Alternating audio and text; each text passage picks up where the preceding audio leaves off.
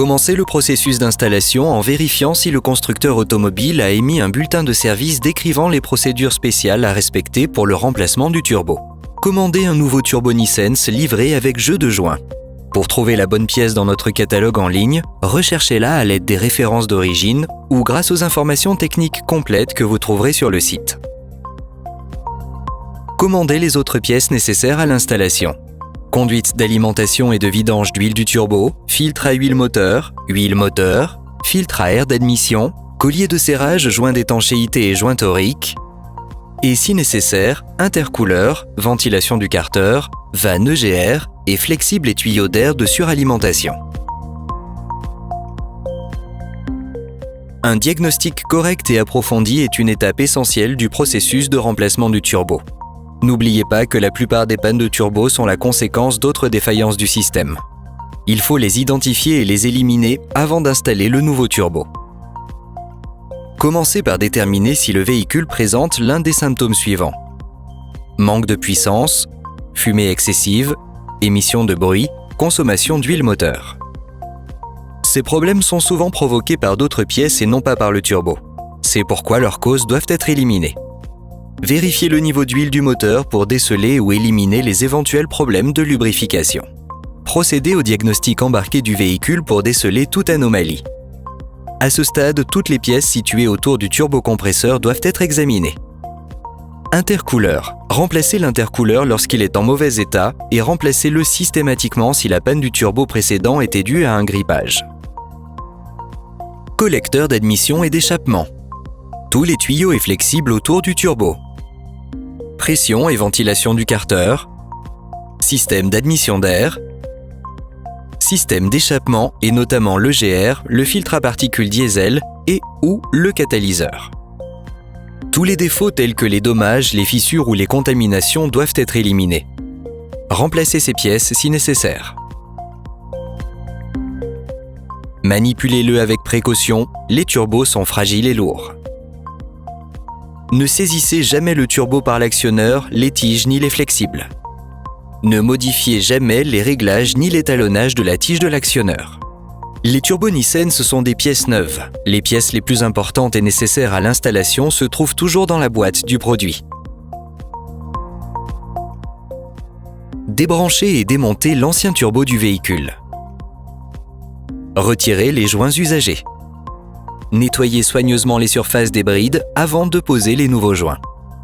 Lors de l'installation d'un turbo Nissens, il est nécessaire de remplacer le filtre à huile, le filtre à air d'admission et de remplir le moteur avec de l'huile neuve. Vous pouvez désormais monter le nouveau turbo sur le véhicule. Retirez les bouchons de protection. Assurez-vous qu'aucune impureté ne pénètre à l'intérieur du turbo. Les impuretés peuvent causer des dommages irrémédiables au moteur et au turbo. Pulvérisez de l'huile moteur neuve dans l'orifice d'alimentation en huile du turbo avant de raccorder le tuyau d'alimentation en huile. Faites tourner la roue du compresseur à la main à plusieurs reprises. Cette opération fera tourner l'arbre et introduira de l'huile neuve dans les roulements avant le démarrage initial du moteur. Installez un joint neuf et montez le turbo sur le bloc moteur ou le collecteur. Raccordez le tuyau d'échappement après avoir remplacé les joints toriques, les joints d'étanchéité et les colliers de serrage. Veillez à utiliser les joints d'étanchéité appropriés. Alignez correctement les joints. Les trous de centrage du joint d'étanchéité et de la bride doivent correspondre avec précision. Une position incorrecte du joint d'étanchéité limitera les flux, provoquant ainsi une défaillance du turbo et du moteur. Pour obtenir des informations sur les couples de serrage et pour toute autre instruction d'installation, reportez-vous toujours aux spécifications du constructeur du véhicule. Pour les turbos commandés par des actionneurs dotés d'un capteur de position électronique, vérifiez l'état du câblage du véhicule et la prise de raccordement. Faire attention à l'isolation et à tout signe de rupture ou trace d'humidité dans le raccordement. En cas de problème avéré, le raccordement ou le câblage doit être remplacé. Branchez soigneusement la prise de raccordement. La lubrification est cruciale pour le bon fonctionnement du turbocompresseur. Par conséquent, le raccordement correct des conduites d'huile est d'une importance capitale. Il est vivement recommandé d'installer de nouvelles conduites d'alimentation et de vidange d'huile.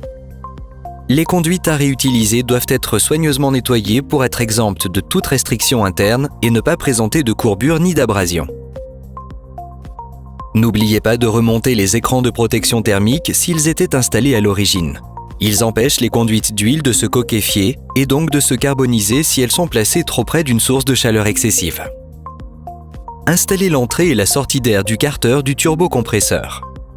Veillez à ce que le raccordement soit étanche. Si possible, effectuez un test de pression sur le système à l'aide d'un kit de détection de fuite.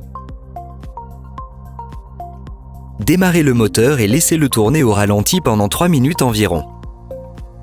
Vérifiez l'absence de fuite d'air, de gaz d'échappement ou d'huile. S'il y en a, remédiez-y immédiatement. Surveillez la contre-pression au niveau de l'échappement.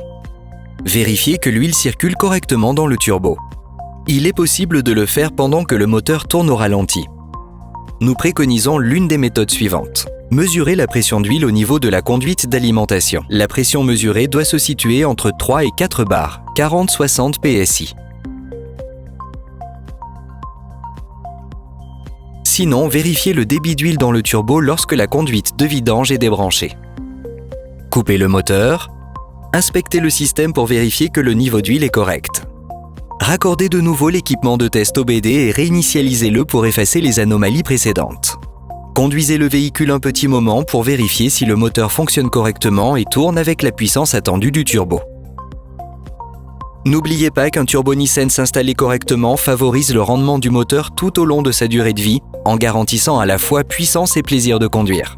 Pour toute autre information technique concernant les turbos, visitez notre site web www.nisense.com/turbo.